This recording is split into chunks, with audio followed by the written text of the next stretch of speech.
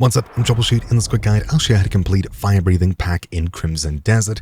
The first two steps are pretty simple. Find someone, read the letter they give you, and then find Grimnir and craft the equipment. This last step is a bit confusing, as if we open up the map, it takes us back towards the Killed-In workshop, which is fine, but here you're likely to see that when we open up the workshop with Grimnir, we're able to craft a couple of different things, including more cuckoo pots, which we will need to do for this later on. But the thing that we're looking for is the cuckoo rocket pack. This one over here is what we'll need to craft by crafting a cuckoo pot, followed by a cuckoo pack, and then finally we should be able to craft the cuckoo rocket pack. In order to craft this item over here, the cuckoo pack, you'll need a pack of sorts. What is a pack and how do you get it? Well, basically any NPC carrying something on their back is considered a pack. If you're much later in the game over by the Crimson Desert, there's hundreds of hostile NPCs carrying packs on their back, like poacher type people.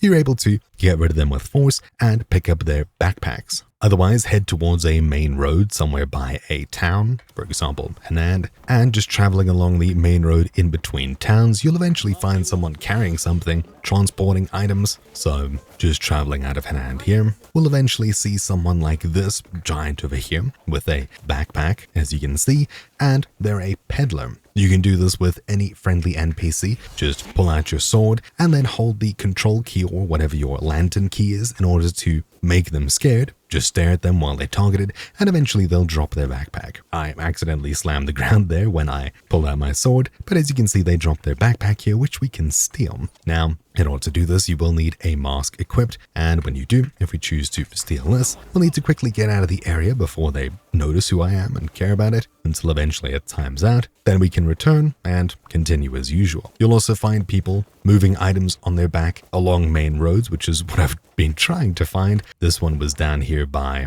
this area here, the trade goods black market, but there should be more of these around on pathways, just not too sure why I haven't found someone here. There's another one here on the pathway, etc. Anyways, you get the point. Some of them might be moving, some of them might not be. With this pack in hand, we can head back to here where we'll need to craft a new cuckoo pot. Make sure you do, especially if you've got items stored away, you'll need to have at least 2 of these in order to craft items. Then from the selection just above the cuckoo pack, we'll be able to craft one of these using one of our 2 cuckoo pots. Then we can branch up to the cuckoo rocket pack, which requires a cuckoo pack, 10 iron, 5 copper, 5 cogwheels, and 3 small batteries. When we craft this using our cuckoo pack, bam, just like that, we've now completed this quest and unlocked the cuckoo rocket pack. This can be equipped using the F3 menu or whatever key is showing up here. Assuming we're the right character, this one you can only use on Unka, I'm pretty sure. Unfortunately, would be nice if we could use it on Cliff, but you can select it from the backpack slot down here. Then in the F3 menu, instead of F2, you can select it and then use B to activate the flying ability. Anyways, that's how you complete this quest. It's a little bit annoying and kind of underwhelming. We can't use it with Cliff, who we need to play for most of the story, but anyways, there you go.